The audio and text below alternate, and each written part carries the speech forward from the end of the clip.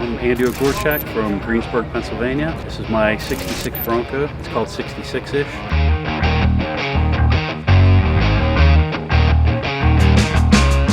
I had liked older Ford trucks and Broncos for years and caught the early Bronco bug back in the mid-90s. A friend of mine started gathering some pieces and parts to build one, which he never finished, but it was something that came across this one and had to go crazy with it.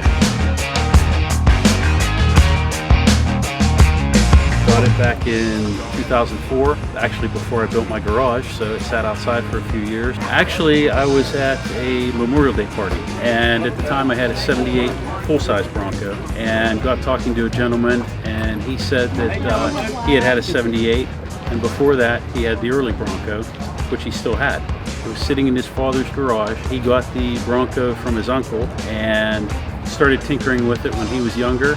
Lost interest when the 78 came out new, so he put it away in his father's place, and it sat there since the early 70s. So I ended up finding it a mile and a half from my house, and to get it home, actually sat on a plastic 5-gallon bucket, had one truck in front, one truck in back, and pulled it a mile and a half. So that's the first time I'd actually ever ridden in a Bronco, the early one. Took a number of years till I actually got to ride in this thing last year for the first time. I was hoping that I'd even like the early Bronco after all that time. It was probably the stupidest thing, but it was the spring behind the headlight. The spring behind the headlight, the hook goes the same direction, and you actually have to turn one side. It probably took me an hour and a half, 2 hours to get one side done. The other side went on in a matter of 2 minutes. So, of the whole thing, that was the most difficult.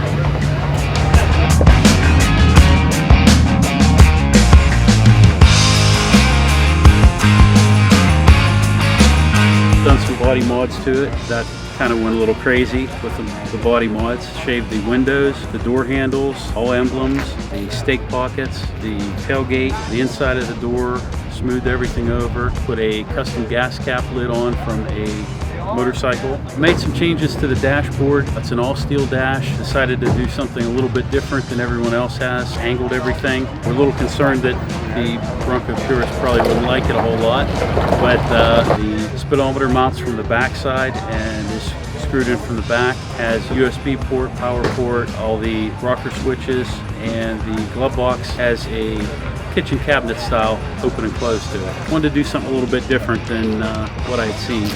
So I used a few little tricks from street rods.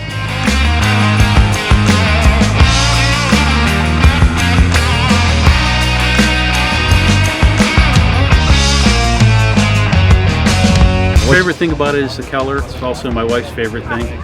She's the one that chose the color. It's 2003 Ford Sonic Blue, and the silver is 2003 Ford Sparkle Silver. So it was something that had a Ford Super Duty. It was this color, so color kind of stuck and kind of went crazy doing blue on everything. It has a 351 in it. Drivetrain underneath is Dana 44 front, 9-inch rear, 456 with lockers front and rear. Has the 3.5-inch suspension, 3-inch body lift on it, extended drive shafts front and rear, C4 automatic. So far it seems to be running, working out a few little bugs on it, but that's with every Bronco.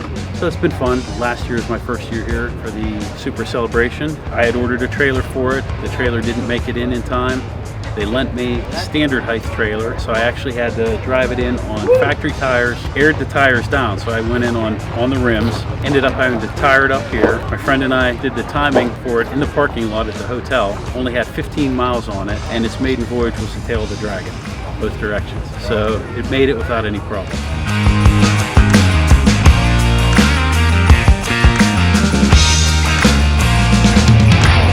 My friend John helped a bunch on this. Spent a lot of time in the garage, my garage, his garage, and a lot of pizzas, a lot of hoagies. So I'm sure now that this thing is mostly done, the local shop probably had to lay some people off because we had daily deliveries of lunch and dinner.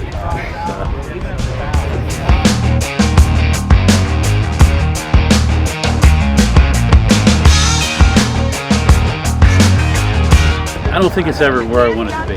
There's a few little things I want to still change on it, a couple upgrades, but I think that's with every early Bronco. You're always making changes and improvements on it. In addition to my friend John Belcher helping with this, my wife was very supportive in the project. She knew that this is one of my hobbies that I enjoy. In addition to that, my parents were very supportive in it. They knew that from previous projects I had done on show vehicles for years that it was my hobby, and they'd rather me be doing that than something else.